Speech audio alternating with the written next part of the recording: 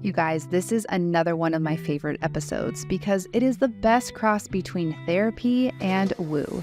Danielle Knapp is a licensed therapist from Texas and a certified astrologer, and we're talking all about the moon signs in our charts.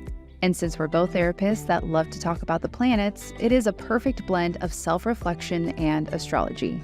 We unpack how understanding your moon sign can help you reveal your emotional world and your internal experience. Plus, if you know your sun sign and your moon sign, Danielle will give you an easy way to find out what you are here to do for yourself and what you are here to do for others. And it is so good, you guys. It made me cry. I mean, shocker, right?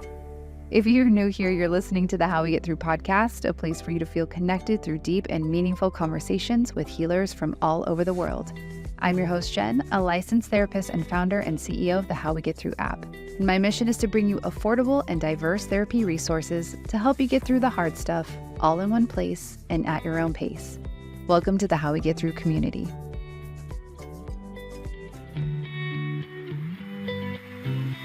Welcome to the How We Get Through podcast. You guys, I'm very excited for this one. Danielle Knapp is on the show today. Yay, I am so excited to be here with you all.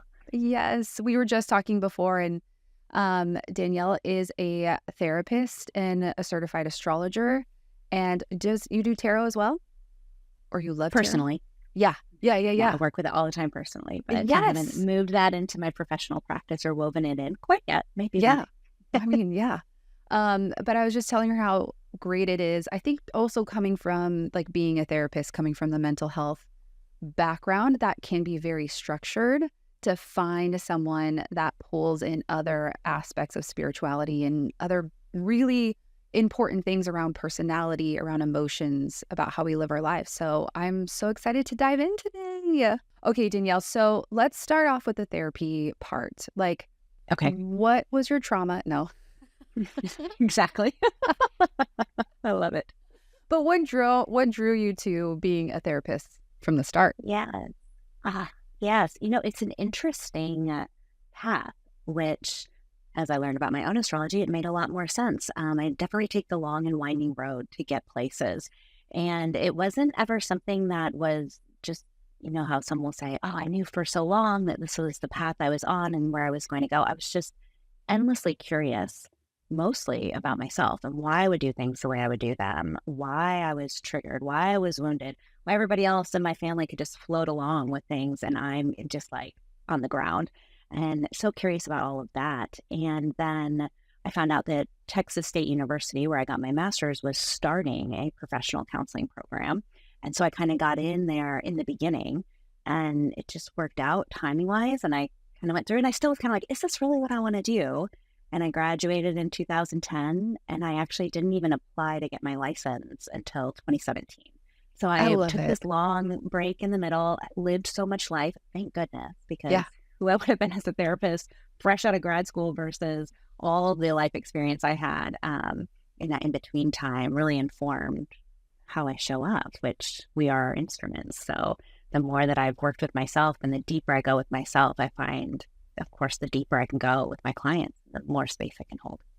I love that. I also refused the path of therapist for a long time, but I went to get my master's later in life. I was like, no, I'm not going to do that. That's not fun. And then I was like, okay. It's so enriching. Yeah, it's like to have all this life to bring it in and be like, oh yeah, the more I learn, which I guess is so cliche, like the more I learn, the more I realize I don't know, like just constantly. Yes. And so it's just always pulling in more and then being like, yeah, I know nothing. Yeah. Yes. And I think especially when we talk about astrology or even tarot or other things, it's like the more you learn, you will be a forever student. And I think that is true for mental health as well. But I'm also curious of what drew you to astrology specifically. Like, what was your first introduction to it that maybe resonated? Right. Yes. So I have always dabbled in all the different divination tools, all the ways of knowing and feeling connected to this earth, to all the invisible realm, the ways we can know things outside of language. So I've always been curious about it. And I have some parts within myself that like to master things. And I had found that I was trying to engage with astrology and I was just hitting roadblock after roadblock. Like I had my chart read and I was like, oh, this is really interesting. I also have a background in getting advanced training in internal family systems model, so parts work.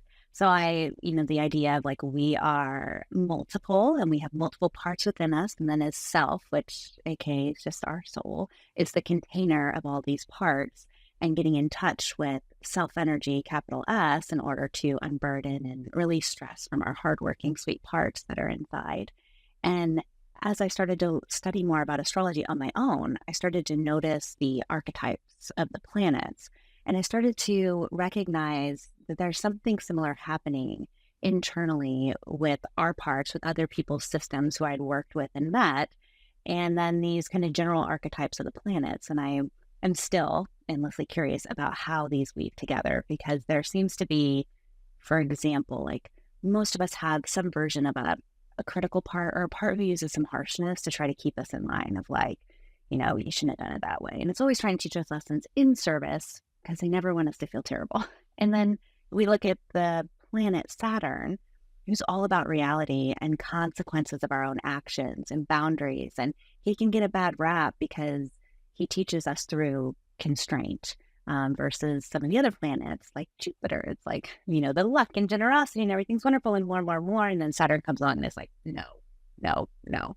And I was like, oh, there's something interesting about this that seems complementary, like they could be connected in some way. I still don't know what that is, but that drew me deeper into astrology.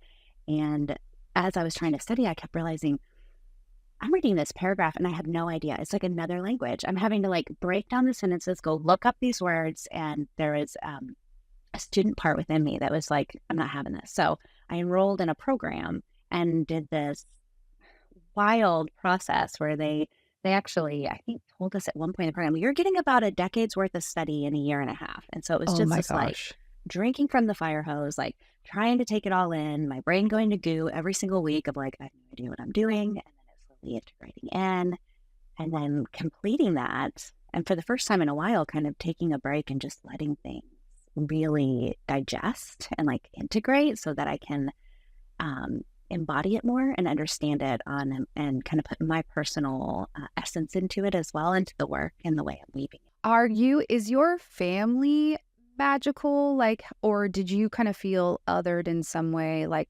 drawn to this? Like, what is your connection to magic? Yeah. Like, how did that start and how are you strengthening that? Right. Yeah.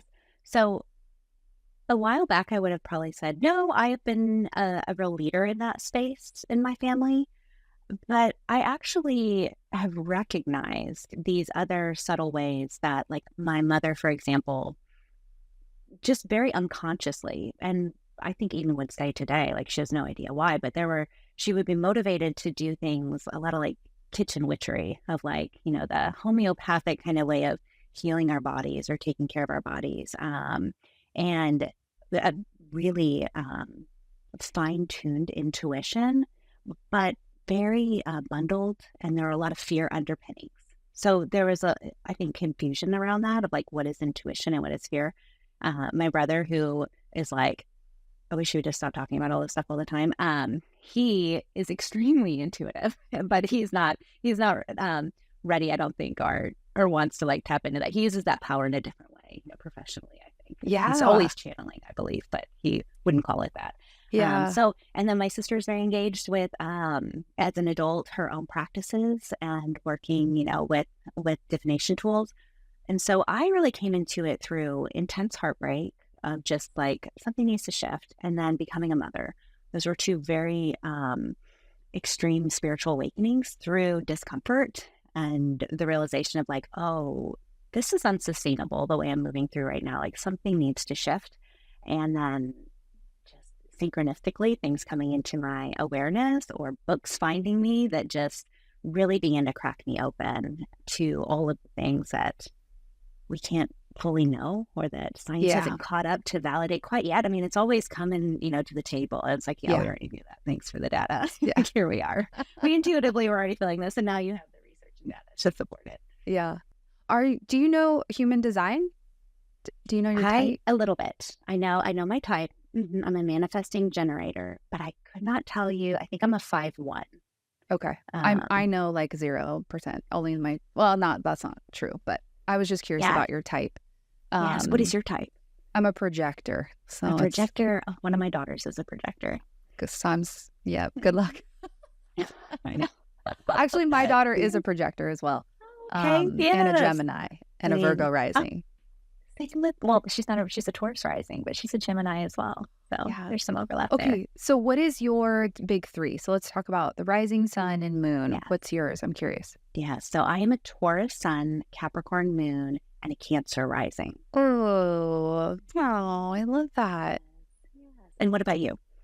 I'm all fire. I'm Aries rising, Sag sun, Leo moon. So okay. I'm doing a lot of work in balancing that. Yes. Oh, I love that. That was so much energy. Yeah. A lot of energy.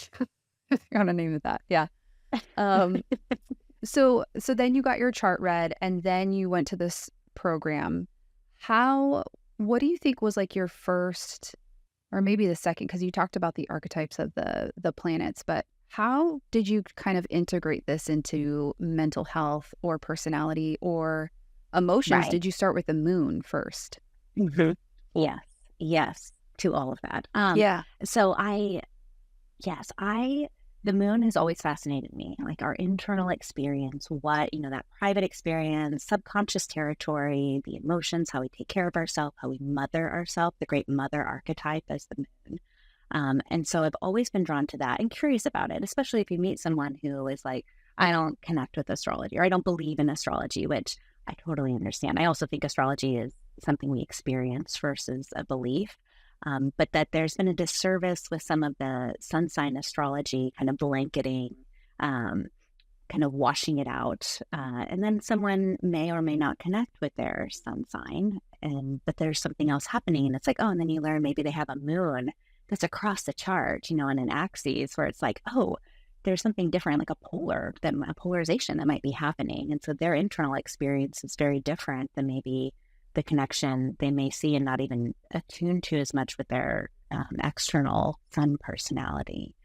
And so the more that I learned about it, and I don't use astrology for telling the future or predicting, mainly because of that deep belief that I just learn more and more about, or I'm like, the more that I learn, the less I know. And so this idea of like trying to name something and say this thing is going to happen just feels so nebulous and like a shot in the dark when we have so much possibility and life always unfolding and shifting us. And so I use it as a self-reflection tool. So as a trailhead into ourselves. And just like human design, Enneagram, I am such a fan of anything that gets people curious about who they are, because I think there's just so much opportunity when something sparks our curiosity, something resonates, and it's like, tell me more. And it's like, yeah, let's go. Because my private practice is named Start Within, and I just want to shout that from the rooftop, because like, oh, if everybody could learn more about themselves, I believe that curiosity leads to compassion. And then the more compassion we have for ourselves, the more we have available for everybody else. And what a different world this could be because of just that idea of like radical self-acceptance and self-compassion, which I think astrology is fantastic for. Yeah. And I think what you're hitting on too is like, there's things you can go really deep in if you really resonate with it. And at the same time, all of these like personality things, if they resonate, like they all work. You take what you need and you leave what doesn't. And so that I do think in my own experience, there has been things that's like, oh my gosh, like I'm a 9 and I have so much anger, and then I'm a triple fire. I'm like, okay, like this feels good for me, that I'm not just, losing my mind all the time. Right. Yes. I mean, I love astrology so much because, therapy is fantastic. It's like we're coming to therapy. What are we working on? What are we healing? What are we bringing back to wholeness? And, what maybe went wrong or what was injured in the past. And then astrology comes in and is like, here you are. Like, let's celebrate this. And I love when someone comes and says something, or they feel like they need to be different in some way. And then we can look at the chart and be like, oh, baby, your whole chart right here says this exactly, your soul wanted to do this exact thing. Like even this struggle that you're having right now, this is on your blueprint. So you're right on path. This is fantastic. Or, you know, I feel so slow compared to, my friends and their processes, and it takes me forever. And then you look and it's like a super dense earth chart. And it's like, yeah, earth moves the slowest. But that's by design because there's a durability and stability within that. And so it moves slow. It's made of matter. It's also the only element that can hold its own shape. And so there's something really amazing about that. And we can celebrate that versus maybe try to change it. Like, how do we accept that more fully and actually move it into a high octave where it feels like a gift that we can share? Yeah. And I think talking about the elements feels very easy to digest, like because we know the elements, we can feel them, we can see them, they're a part of our world already. So when you break it down in astrology, it like that exact example, it's like, oh, this makes a lot of sense. It's going to be slow moving and it's going to have a lot of structure to it, or it's going to have shape to it. And again, that can feel really good instead of, sometimes we try to fight the way we are, or we want to be different, because I think it's a part, right? It's a part that we're like not accepting, that like, and at the same time, it's ingrained in us. So we're like at war with ourselves sometimes. Right. Yeah. I mean, we get tangled up in all of these knots, and if we can look at it and notice the service, even with parts work, if anyone's familiar with IFS, the whole model is around like no bad parts, as Dick Schwartz would say, the creator of the model. But this idea of every single part has a loving and benevolent intention. All of the planets are on your side. They're trying to take care of you. They're here for your evolution and your growth. And when we can see that from a zoomed out perspective, so often these knots just begin to fall away. Like we realize, oh, we don't even have to like work on untangling them because there was never a knot here to begin with. It was just, that compassion and that availability of the self energy or your soul energy that already knows all of this. Anytime we have a resonance, it's just the remembering of what we already know, which I heard someone break down the word remembering the other day, and I just loved it because I never, the and the member, like it's bringing back into wholeness and this idea that it's all within you. And so when you hear something and it gets your attention, you're like, oh, there's something there for me. It's just self-discovery of like, oh, what's been buried? What do I already know that I didn't have direct access to yet? Yeah. And what I love too, your perspective, which can again be different in this like pop culture, TikTok, Instagram world, is to not fear astrology, or to not fear like retrograde or eclipses or other things. And again, that idea of holding both the dark and the light, like there's something painful here and there's something joyous here. What is that? We just had the lunar eclipse, I think, in Pisces. That was hard for me. What was your experience? Yeah, it's a big one. Yeah. I mean, it's so funny because even though I studied this, I have it on my calendars and I'll be like, oh yeah, here we go. And then sometimes it can just be so literal too, which always cracks me up. I'm like, well, there it is. It's like I was deep in process with a lot of different emotional stuff, old emotional stuff. And then you look at the eclipse cycles and, how long ago, it popped up, they followed the nodes. So it's like 9 years ago or 18 years ago, and then stuff kind of resurfacing. And it's like, yeah, we're always cycling through, we're always in process. And it's just, we hit it from a new version of ourselves or a new, expansion of self, and we're digesting it differently. But we're in the wormhole right now, actually, because there's always 2 weeks in the fall and spring between the lunar eclipse and the solar eclipse, or vice versa. So the full moon and the new moon. And so we'll have our new moon eclipse in Libra, which is wrapping up, the last, since last October, what's been working on with that specific axis, because everything in astrology works with polars, right. All of life is contrast. And so just like life, astrology, here we have, whoever is directly across from the other on the birth chart on the wheel between the 12 zodiacs. They have a shared orientation and a way they're trying to balance, but they come to it from opposite sides of the pendulum swing. So So that's always, we're always in process, we're Yeah. never a thing, a stagnant, permanent place, because everything is always unfolding and in process. Our psyches, our hearts, our lives, our bodies. So in this, for this season of Libra, is it relationships that are being worked on since last October? Like that, is that the... Yeah. So there's, every calendar year we move through zodiac signs. And I like to think with the sun moves through the zodiac signs. And then the other planets do, of course, too. But we tend to start with Aries, and the sun in Aries. That's the beginning of the astrological calendar. And so the most influential energy is the planet. So it's like the planet is the actor, and then the zodiac sign that they're in is the script. It's an essence. It's resourcing the planet with a specific kind of energy and motivation. And some planets prefer some zodiac signs more than others, just like some actors probably have a role they're real familiar with and they're real good at, and it just kind of comes to them naturally. And then other roles where maybe they have to work a little bit harder. And so that's the way the influence works. And sometimes that gets mixed up because so often we will talk about or hear about the zodiacs as like entities on their own, but really they're just an energy that a planet uses to express. So when the sun moves through, or the moon is moving through the zodiacs every 2.5 days, it's moving through one. So it's flying through all the way around the chart quickly. It's working with that specific script every time it pops into one of those zodiacs. And there's another, it's not a planet, it's a point called the nodes. So there's the north and south node, and every 18 months those shift on the wheel. And eclipses happen. Tell me if I'm losing you in the weeds with this. The eclipses happen when they're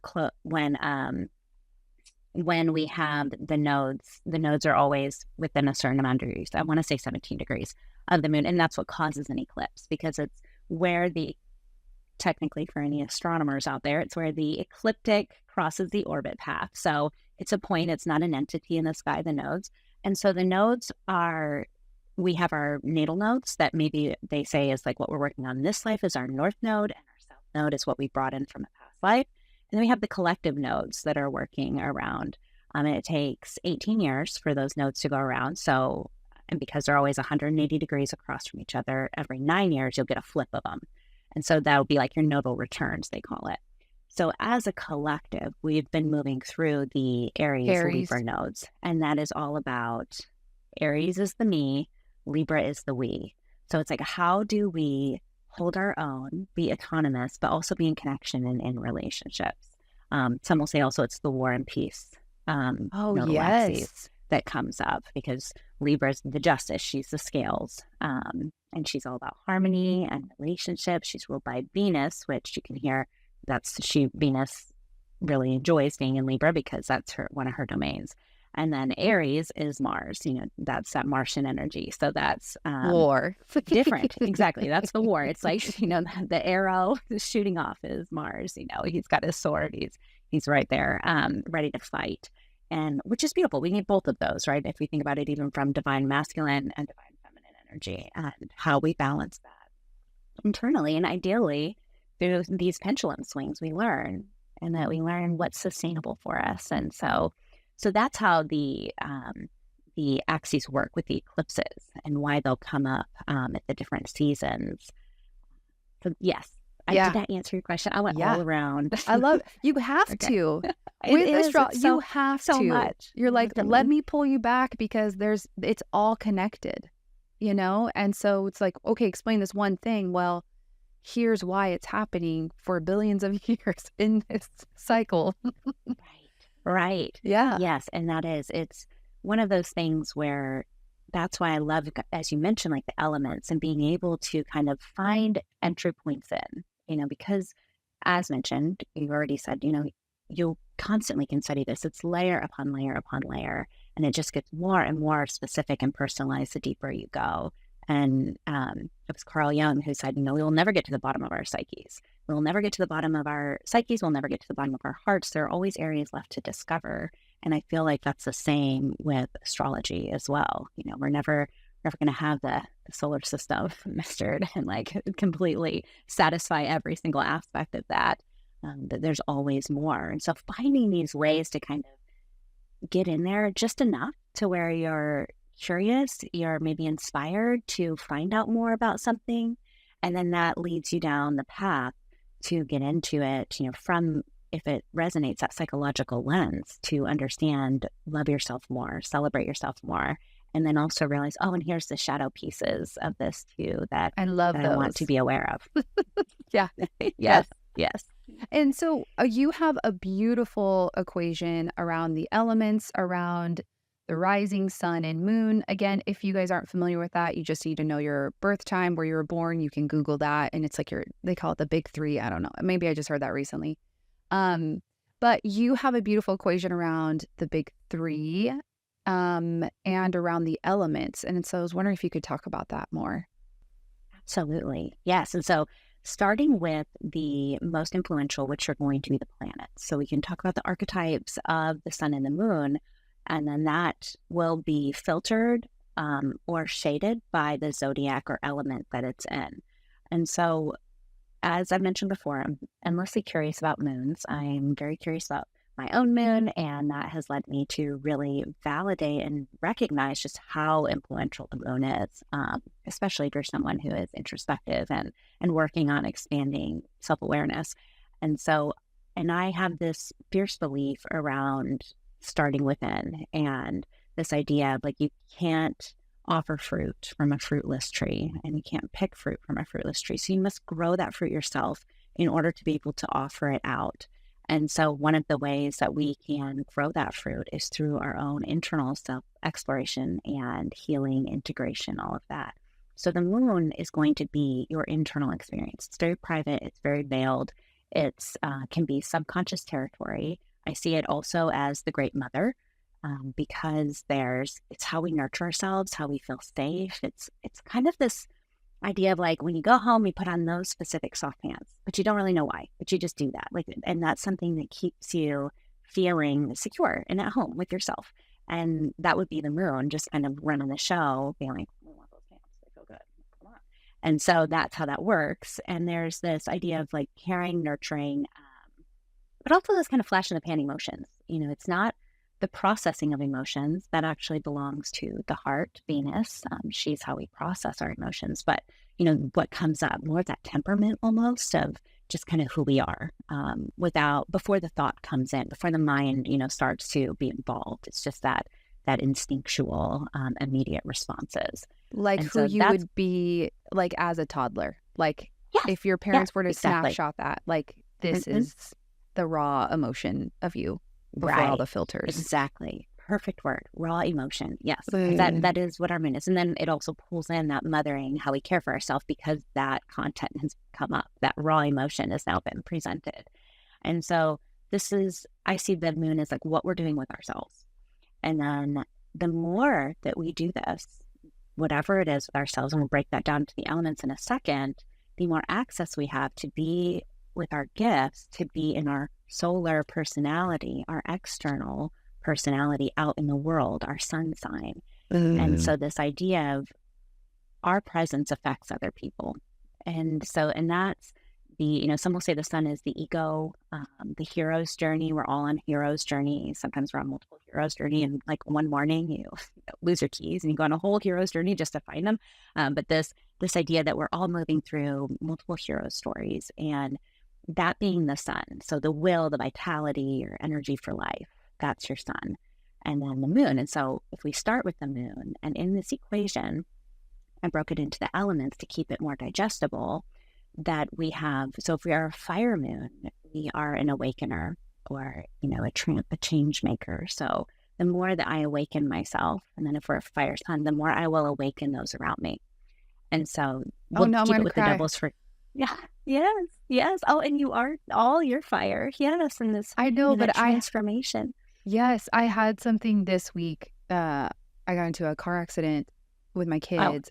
Sorry. It's fine. It was like a fender bender, but it stopped with me.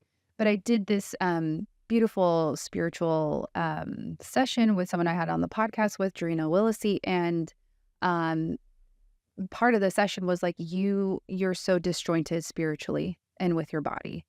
And so she's like, you need to spend more time with yourself. You need you need to awake more. That's all I'm hearing. And then everything's going to fall in place. I'm just going to cry. Because I've heard that from you before. And I was like, oh, yeah. But I'm just like, sorry. I joke a lot. Like, this podcast is just for me. I love it. No, But this is beautiful. But yes, this is resonating. Yeah, it's exactly what sorry, it just like hit me like a ton of bricks. So thank you for that. My That's so pleasure. beautiful. Oh, Yeah. and I love that it's feeling so resonant, coming in and feels like, here it is, this message coming through different vehicles in different ways, and that they're sending it to you. It's your soul that's like, see, yes, I have all this fire in my chart. I am here to make change. I'm here to awaken and transform and be an alchemist, which is one of the beautiful, I think all of the signs, all the elements are just so amazing and lovely, and they have so many gifts. And fire is so striking. There's so much there, so much energy that is available, and it moves so fast. It's like fire in the belly, and it's for the energy workers, it's up and out. It's like you build it and it just whoosh, and it's just, it has to go. And I literally, yes, I also feel hot. Like I have like heat that radiates a lot if something's resonating or there's the teams. But it's like, yes. Yeah. So, okay. So for fire, so you start with your moon sign. So whatever moon you are, whatever element. For fire, it's to awaken. Right. So yourself. That awakening, be an awakener, to awaken. Yes. And so the moon, the more that I awaken myself, and then if we happen to also be double fire sun, the more I will awaken those around me. And again, it's bottomless. Like the deeper we go with there's no ending point. It's just, there's more and more accessible. And the more that we do that with ourselves, the more that expands and it impacts those around us. And maybe even the greater our reach goes externally. I love that. Okay. Thank you. And so, yes, we can end there. No, just kidding. Okay. So then the other elements, let's talk about the other. Yes. Okay. And so we'll go next to the other kind of more active one, air. So air they are the connectors. Air is so cerebral. It's all in the mind. It is, for energy workers, it starts, at the mind and it spreads out. It's social. It's all about building and weaving webs of connection. And, as a therapist and someone who just named they were a double earth, it has been so fascinating for me to expand my own just internal bias of how I deal with myself, and assuming that's how everybody deals with themselves, which is not true, that we all are unique. And air, is this group that air people who I have worked with, air moons specifically, there's something so soothing to them to intellectualize and to rationalize and to talk about and to connect with the idea of the feeling that they're having versus, my earth moon is like, feel the feeling in your body. We need to really feel it deeply. And if we're not embodied, and I'm like, oh, this is different. Like there's something that is so satisfying that could appear more surfacey, but it actually is doing just what it needs to do on the surface. And air, it's light. It's the lightest. It's lightening things up. It's keeping us, lighter in spirit and in step. And they are able to offer that buoyancy, especially I think about earth or water, to others, of being like, take a breath, chill out. Like, let's just, be light with it. And so air, the more that I connect with myself, the more I will be able to connect with other people or connect other people. So that can feel, I found in my video, a little series that I did, this was the most frustrating to air people to say that, because they're like, what do you mean? Connect with myself. What does that even mean? And, to give it right back, as we therapists always do, it's like, what does that mean to you? Like, when do you feel in connection? And this idea of connecting with yourself, is it talking about, what's happening in your life? Is it intellectualizing it? Is it writing about it? Is it connecting with ideas or people or consciousness or environments or groups or communities? Sometimes we're connecting with other people as a way to feel in more connection with ourselves. So it doesn't have to be just a solo, adventure into oneself with the moon. Sometimes that moon is like, no, I need to be in community. And that actually is what's helping me feel safe within myself and secure within myself. So, but the whole, the motivation, that orientation to connection all the time, and that social piece, air is extremely social. And so that there's a drive for that, and that motivation just naturally kind of coming through of like, we need to be in connection. Yeah, I have a couple clients that are Aquarius moons. Aquarius is air, right? Aquarius, it's Yes. Gemini, Libra? Yes. Okay.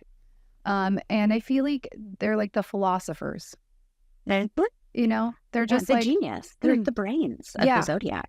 and they view and see the world so different and so like complex, and like, you know, they're just wanting to roll with these ideas, and it is like, you know, as a therapist, right? Like, oh my gosh, this is so great. Let's feel the strengths of these. And do you need to balance this with something, or do you need to ground it in any way? Or do you feel good in this space? Because sometimes I feel like they can get caught up a little bit into, then it's so up here, and then it becomes like a mental prison in some way.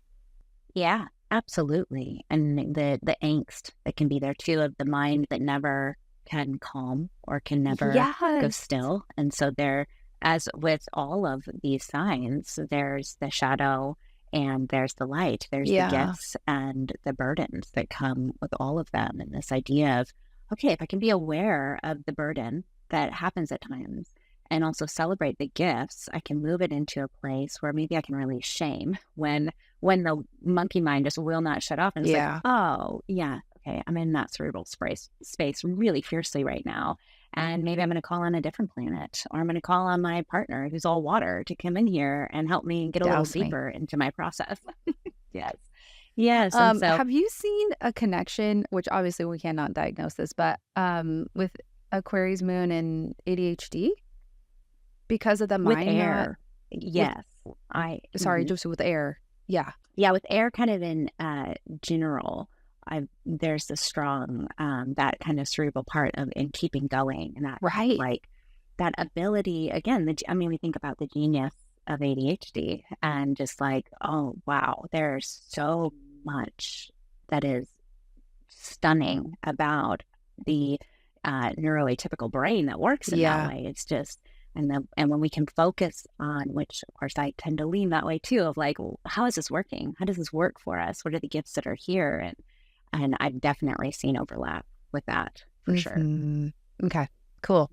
Yeah. Yeah. And one thing I didn't mention with the fire too, that I love metaphors. I love living in the land of metaphors and bringing together both sides of the brain. Yes, exactly. I'm terrible at them. So great. I doubt that. But there's with the air, a quip that I picked up from a teacher along the way is Libras are shaken hands, Aquarius is talk to the hand, and Geminis are let's hold hands.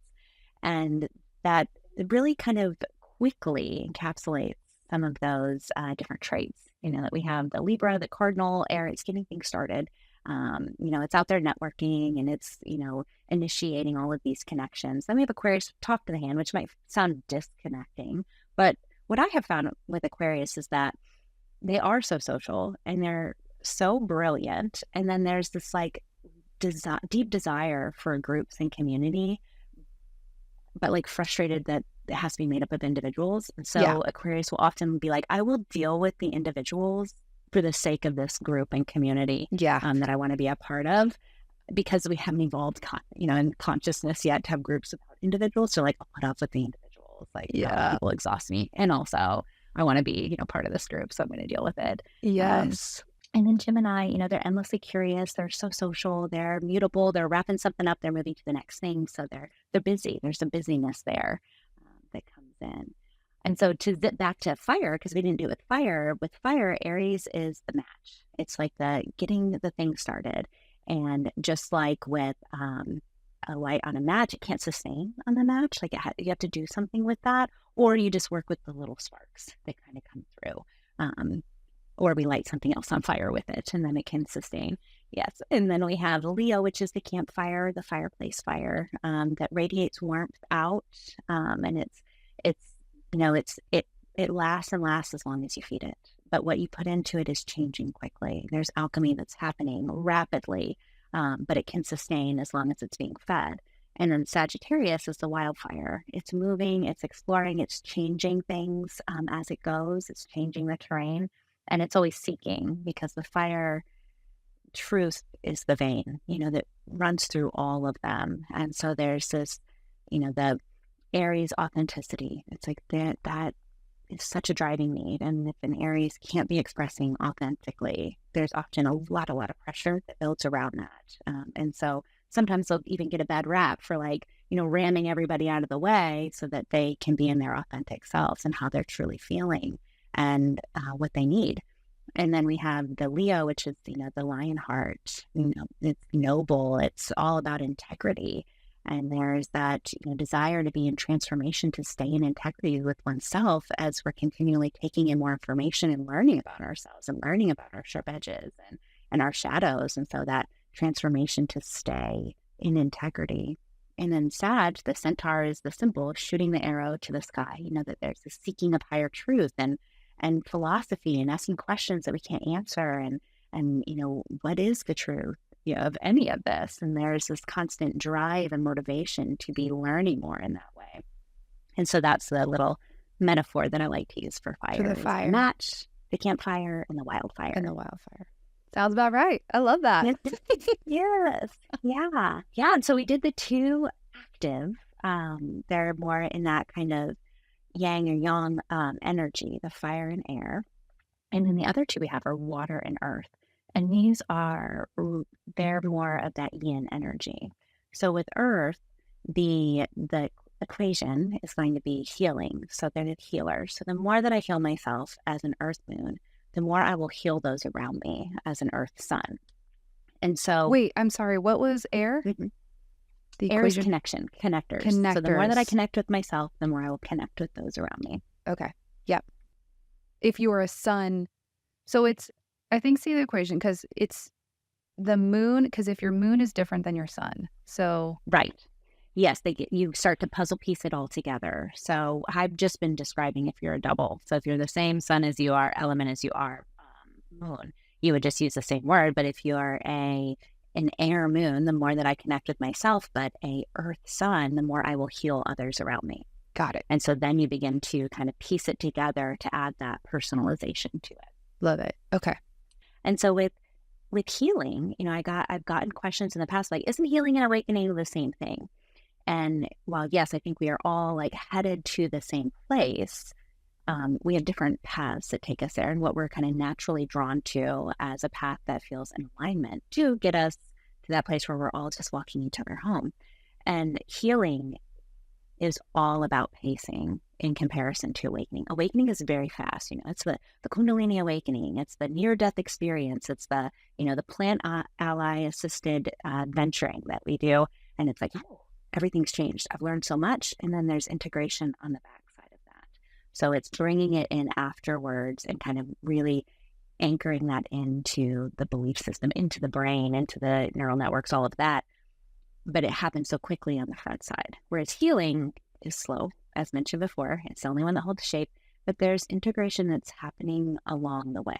So there is this stability that also comes from it. The edge of that people often will describe as stubbornness. That there's the stubborn Taurus, who will never budge, but there's also this strength in that as well. That once something comes in and it grounds down into the earth, moon, it stays, it's lasting, it's sustaining in that way. Similar to the idea of the train leaving the station. It's slow, but it builds that volition. And once it's going, and it cannot stop on a dime. It needs time to slow down too. So there's that stubbornness in both aspects of getting going, and then also once you're going, you're going. And so that kind of groundedness is the difference between the healing modality versus maybe awakening. And healing is, a restoration process of bringing back into wholeness, whereas with awakening, there's a transformation.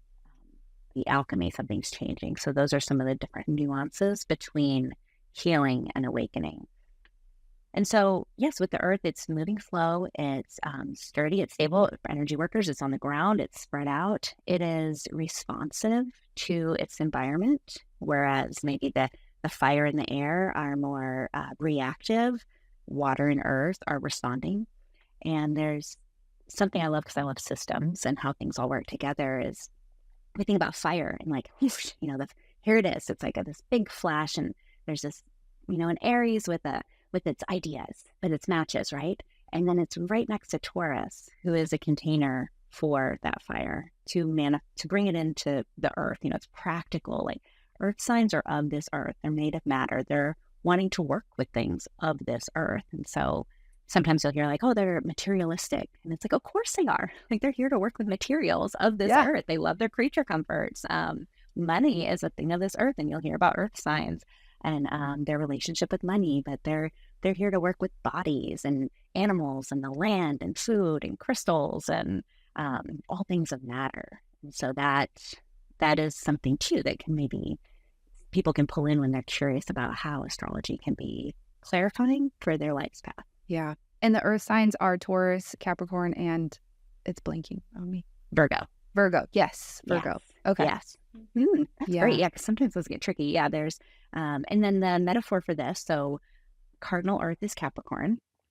And so with that, I think of the, getting things started, it's the seed. And so it's the seed that is, being planted. And then we have that sprout that's starting. And then Taurus comes in, and Taurus is, it's the growing season. And so it's building stability through.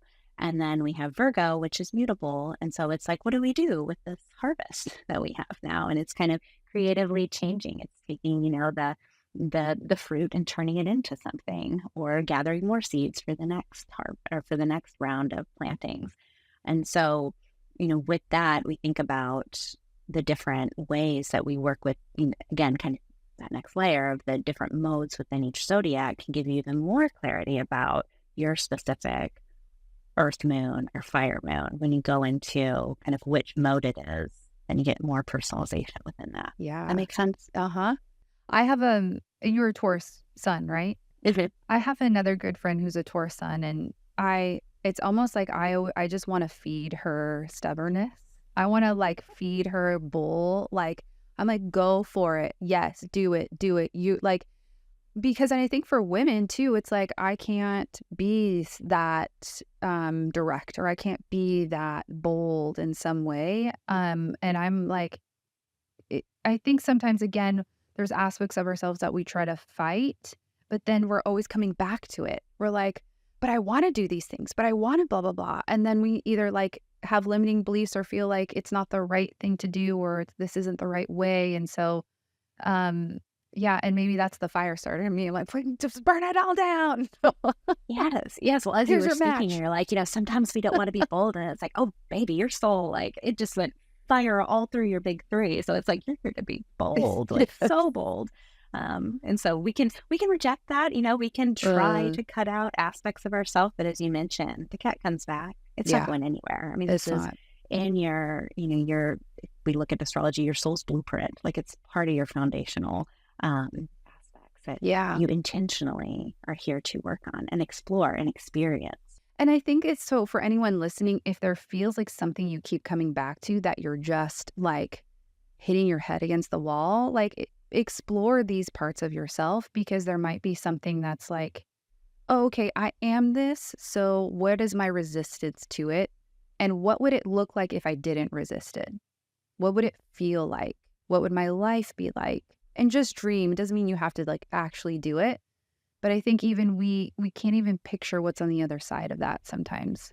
Yes, and that curiosity can lead to appreciation of like, oh, remember that time when, that fiery part of me really advocated for myself or a vulnerable person.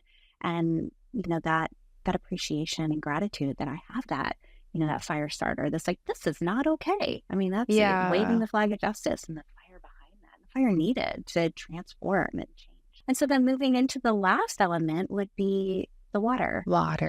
So you're Cancer rising. Water. I am a Cancer rising. Okay. Mm-hmm. Yes. And so you have water, earth, and 2 earths. Water, 2 earth. Okay. 2 earths and water. Yeah. And so, which is an interesting, we were talking about axes earlier. And so my my rising sign is Cancer, and I have my moon in Capricorn directly across from it. So I have that axis that I'm working on over this life with the nurturing fluidness of water in Cancer, and then over here in Capricorn, which can be very stern, ruled by Saturn. It's it's structure, and this is how we be effective. It's so practical, and then a fluid rising sign, which is an interesting polarization that others also might feel in their own kind of 180s that they have on their charts. Can I ask, how does that show up in your life? Like, what does that feel like for you? What does it look like? Before I understood the rising sign, because the rising sign is not a planet, so it doesn't emit energy, but it receives energy. So when transits happen to go across your rising sign, it will impact you. But it's a highly, highly sensitive point on your chart, because it is the moment you took your first breath, which is why your exact birth time is so important to know your rising sign, because it quite literally clicks a degree every 4 minutes. So it's very personal, whatever your rising sign and degree are. And so some of the different metaphors that I've heard that I have found really helpful, because it can be a confusing aspect on the chart, is it's like your front door. And so it's what people see first before they come all the way into your house and get to know your moon and your sun, maybe. It's these first impressions. It's your first breath. So it's the kind of this container, it's also is right at the beginning of the chart. So it rules your first house, which, has to do with physical appearance in your body. So it can contribute to the way that you look. And there's like a whole group and field of astrology that will do this guessing of the rising sign based on someone's appearance. And so like Cancer is ruled by the moon. So there's often like a man in the moon kind of face that comes up with that. Like Cher is a Cancer rising. Angelina Jolie is a Cancer rising. There's this kind of like this roundness that can be in like those forward set eyes that can be in the face. So, because it's water, there's a sensitivity there. So not only is it filter people's first impression of you, it also filters when you move through your front door out into the world. So it's always influencing you, because it's like a pair of glasses that you're wearing. And so everything is kind of filtering through this lens, this zodiac, this element. So with Cancer rising, it's interesting to have a Capricorn moon because there is a sensitivity here. There is, I've also heard some astrologers say like you embody your rising sign, you like rise into it as you get older, which is another interesting way to think about that. And thinking about my own journey with my sensitivity and how, owning that, embodying that, moving through that. And of course, there's still so much to travel in that within myself.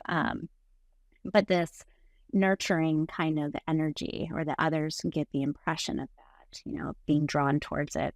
I joke, my husband is a Cancer moon, and I'm like, his moon, met my Cancer rising. It was probably like, oh, home. And then bumped into my Capricorn moon that's like, get it together. What's real? What's practical? Be efficient. And there's that kind of Saturnian, maybe interpreted as coldness at times, but very just grounded and practical, which I have found as a therapist is actually really works, because there's this, this sensitivity that's available and this understanding of the fluidity of water and how swirly that can get. And then there's this very grounded, structured moon in there that can help to put a container to it, to be able to say, this makes sense in this way, and this is how this is working. And I have gotten a lot of feedback how helpful that is, how calming and grounding that feels for some of these other elements or other moons and their elements who feel maybe a little extreme or out of body and out of control. Yeah, that's why I'm like, what is that like? Because you have the opposites in there.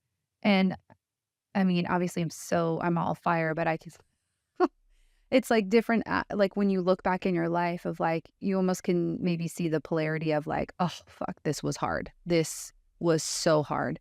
And then as you're kind of like growing into it, you can kind of access them a little bit more easier, or keep them more in balance, if that's possible. Right. But but it might be jarring at first of like, oh, there's two sides to me in some way, or there's like, or I can't join them. And I think maybe that's the process of even like going into your rising sign is almost like pulling the thread of all of them, the moon, the sun, into this rising part. I don't know. Yes. Well, And to personally disclose too, my entire chart is split like that. I have what's called a seesaw chart. I was born right after the retrograde storm in 1984. So I have very two distinct clusters on my chart.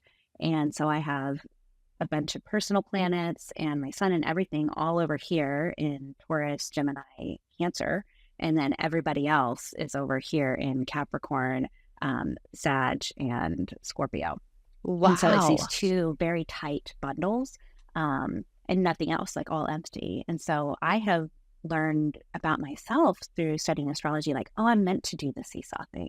Balance has always been something that I'm trying to find, or in the past shame myself about, that I'm just someone who burn myself out over here and then, have to recover. And then I, abandon things because it's been too much over here. And through astrology, I've learned like, oh, no, that's exactly what I'm supposed to be doing. Yeah, to be doing the seesaw, the back and forth.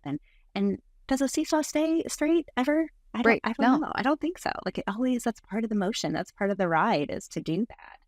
And a metaphor I heard for that one is like, you're standing in the middle of your house and someone rings your doorbell or knocks on your front door and your back door at the same time.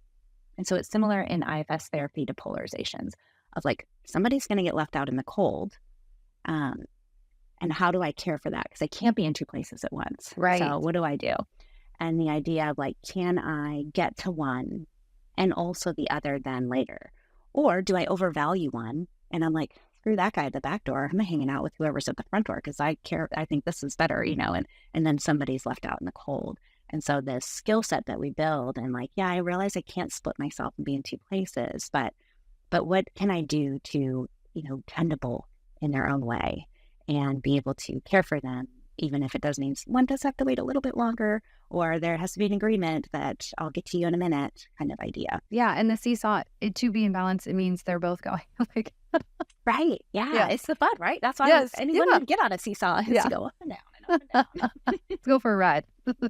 Yes. Yeah. So anybody who has those 180s in their chart, especially with, their sun, moon, or their personal planets, you'll feel that. You'll really feel that movement of like polarizations, which again, those knots, we can get so tangled up thinking something is wrong versus, no, we just got two parts. We've got two planets in here that are, that have different ways of caring for us, but they're both in service. And so how do we recognize that and integrate both of them together? And ideally move that pendulum maybe a little closer to the middle, so we're not doing those big swings, which can be exhausting. So then the Cancer, so we have water, which is Scorpio, Cancer. Yeah. Cancer, Scorpio, people and are Pisces. Pisces, yes. Yes. Okay. Scorpio, Cancer, Pisces, yeah. Yes. And so the metaphor for those guys are going to be Cancer is the rushing river, Scorpio is the iceberg, and Pisces is the endless ocean. Wow. And the word for this is the feelers. They are feeling or intuiting. So water, it is the element that is having so much experience that language fails. And so it's all of these experience around words. And that's why we often have amazing musicians and poets and artists that come from some heavy water placements because they're looking for ways to communicate outside of language. Like, how do we add feeling to the language? We have a lyric, great, but let's add music. And then you're having a whole other experience of those words.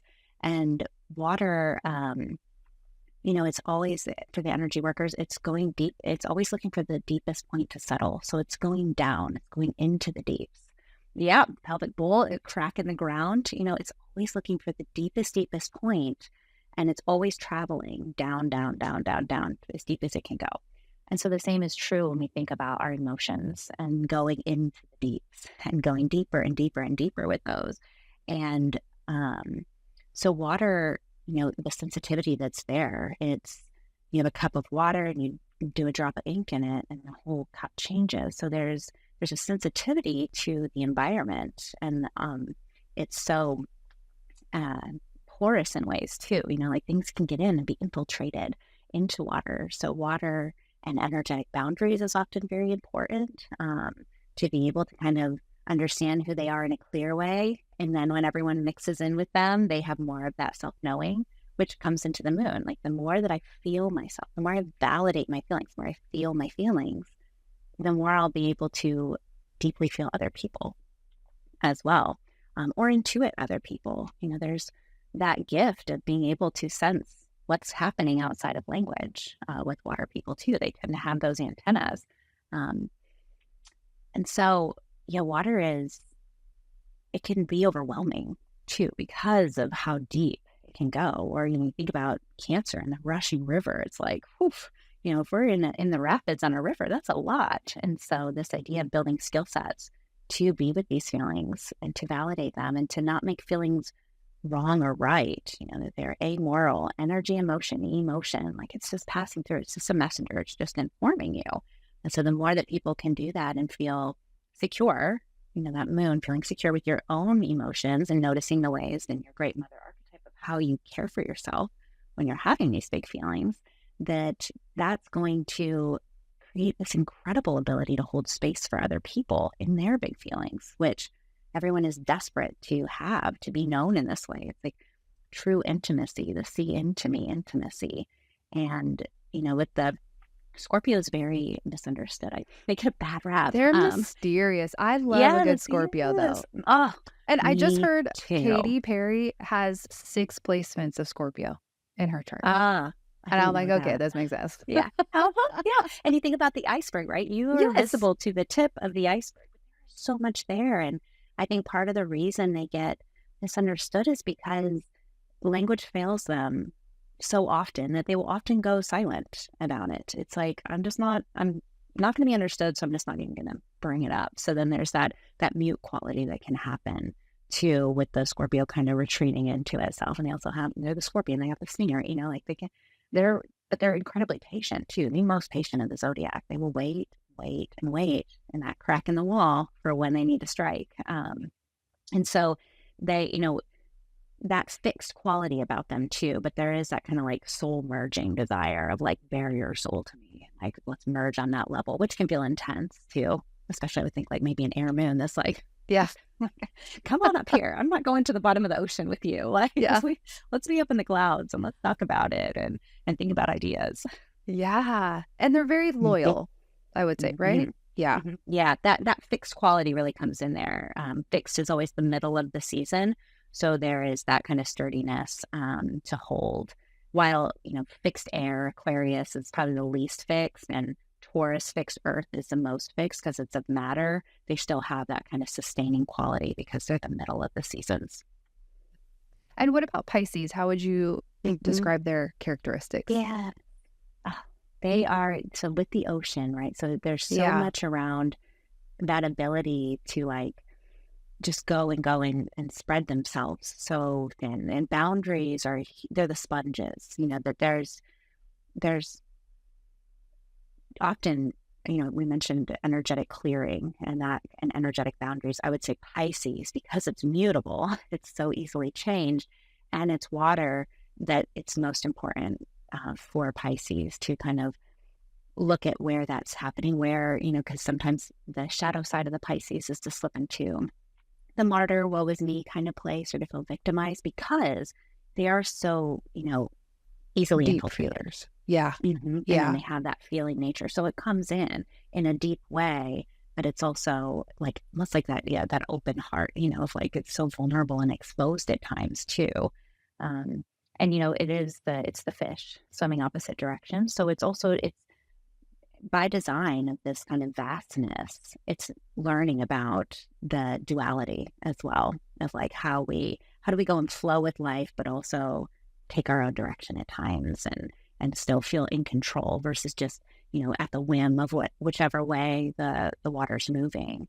And so Pisces is, with that deep feeling, that sensitivity, and, I think again about like poetry and writing and music and being near bodies of water is a way to take care of themselves.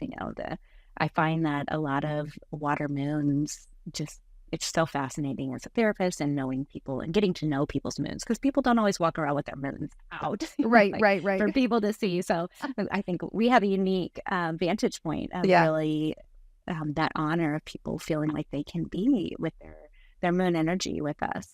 And it's, again, when astrology is just so literal, it almost cracks me up at times. But it's like, how many of these water moons are like, I just have to take a bath after a stressful day. It's like literally that water, I need to get in the shower and just imagine everything like running off of me. And I need to live by the water. I need to get to the beach a couple times a year. Like there's this drive to like be near the water too, and that cleansing aspect. Like water is cleansing too. Yeah. My son is a Cancer rising, and I mean he's 4, but he's like, "What's happening? What's wrong? Are you okay?" Like you can just see it. And so, and also obviously being a therapist, I'm like, "It's okay, I got it. Like you're so caring, and I like have to teach you emotional boundaries." And because his sister is a Yes. lot. She's a lot. And so Mm-hmm. there's that. He feels so much into that. And she's also very sensitive in her feelings. And so, yeah, it's just interesting to watch. And he loves the ocean. Okay, we're in California. He comes alive. He has like blonde, curly, long hair and is like the darkest skin. Like, I'm like, you were born for the ocean. And he just can stay there all day. And I'm like, this checks out for you, bro. This checks out. Yes. Oh, I love that. And I love that he has access to that and it's so Yeah. fulfilling for him. And I think that's a beautiful point too with astrology is like parenting, and being able to see the individuality of our children and where they're at. And then as you mentioned, like knowing this and knowing like, oh yeah, like me being transparent in how I'm feeling is probably going to be utmost priority with him because he is really attuning to all the things you're not saying. And to be able for him to hold on to that gift versus question is to say, you know what, you're right. My brow is a little furrowed. I am thinking about something that was hard earlier and being able to do that and to have this information, I think is so beneficial to, especially in the role of a parent. Yeah. Would you say if you have kids to maybe look at their moon sign first? Like, what do you think if you were to start in going into your kid's chart? What do you think? Yeah. Where do you start? Yeah. Moon, but I'm so biased with that. I'm like, moon, I don't like people say their sun sign. I'm like, well, okay, great. Yeah. What's your moon What's your sign? moon? Like, that is all I am curious about. My chart ruler also is Cancer, is the moon. And if anyone is into astrology, I have an out of bounds moon. So I have a moon that is just like doing whatever it wants. And it's like, it really takes up a lot of space just in my own journey. So, but I do feel the moon because if we think about the moon as the great mother, and let's say you are a mother. mothering a child, then yes, to tune into what is this moon? What is their kind of their tendency? What makes them feel safe? What makes them feel secure? What makes them, really foster that sense of belonging? And looking to the moon and which zodiac script it's using can be really informative for that. And also, again, that acceptance of who we each are uniquely, versus if I have an air moon and I've got this deeply sensitive water moon, I might have parts that are like, get it together, kid. Like, knock it off. This isn't that big of a deal. But then when we can recognize, how unique we all are and the gifts that are there with that, then we can approach that from a much more curious, open place. Mm-hmm. Yeah, I love that. I mean, think about my Leo moon and how much I roar. Yes. Yes. My daughter is a Leo moon and she does. She literally, I'm so sorry. cracks me up. She roars, but it's fast. It's like she has this. I have a Taurus moon daughter and a Leo moon daughter, and one does a very slow and steady build. But boy, when we are in it, we are holding in. It's enduring, and the endurance needed to be with that. Versus my Leo moon, it's just like spikes. Yep. And I'm like, okay, but I know. I'll just let her spark, let her flare, and then we're moving on to the next thing. And as long as she's feeling unique and special. Yeah. Yes. Yeah. Exactly. Yeah, she's like, what makes me tell me I'm special? Like everything. Yeah. Yes. Yes. Yeah. So I love that. Okay, Danielle. So give us a recap again on the elements and the equation. And then yes. So the moon again, what I must do with myself in order to access my gifts to be with other people. And the more that I do that with myself, the more I will be able to access my gifts to be with other people.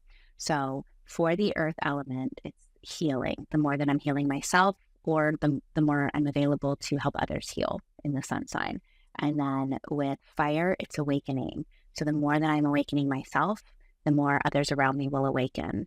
And then for air, it's connection, all about that connection. So the more I connect with myself, the more I will be able to be in connection with others or connect other people, like creating communities and all of that. And then with the water, the more that I feel myself, or the more that I trust my intuition and my intuitive knowing, the more I will be able to hold space and deeply feel other people or intuit for other people. It's so good. Okay. If you guys need to pause that, go ahead and pause that. If you don't know your big three, do it. Because again, I think I've heard it before. And then when you said it again to me, I was like, oh. So I think if you're listening to this, it's a good message for you right now. And it's exactly what you need to hear. Danielle, okay, where can people work with you? Are you only seeing clients in Texas? Do you do coaching? Do you do any astrology outside of that, or is it integrated with your practice?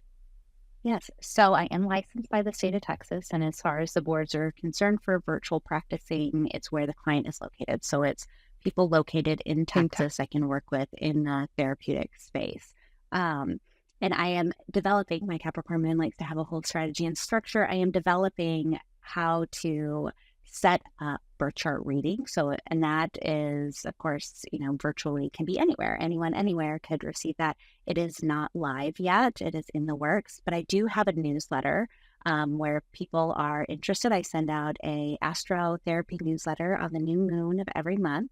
And if you go to my website, startwithin.com or startwithintherapy.com, it's an automatic light box that pops up that you can sign up for that and receive that. And that will keep you up to date on any offerings that come up. And if people are interested in this equation and they want more, because there is the third piece of how do we tie in the rising sign, and that's kind of the how-to, the chart ruler. I do have a short 16-page little ebook on my website available for purchase that has a worksheet that you can fill in and goes into depth with all of this and then ties in the rising sign. I'm going to have my socials and, I'm not that great of a steward of my social media platforms. Well, I found you on TikTok, so I think you're doing great. Yes, I'll pop on it and then I'll forget about it. And I'm like, I should update something on there. So I'm always looking for systems to create consistency in those places without, being just being run by algorithms or anything like that. But I do have this whole little series on TikTok and then Instagram. Those two places are where I'm most active. Awesome. And we'll put that in the show notes, your website, your socials, and then that booklet, that guide. Yeah. Oh my gosh. Okay. Thank you so much. Erin, maybe we should do a part two. I feel like. I love that. Yes, well, this has been such a joy. I'm so honored to be here with you and your audience and getting to share this, because I just feel like the more we can celebrate ourselves, the more we can love ourselves, the more compassion we have for ourselves and acceptance. That's what we're going to offer to everybody around us, and just how beautiful that vision is of how far we could go with that. Yes, I love it. Thank you for being a healer in the world. See you next time. Thanks so much for listening to our show. If you are interested in getting your birth chart read and discovering your soul's agenda, Danielle's offer is now live since we filmed a few weeks ago.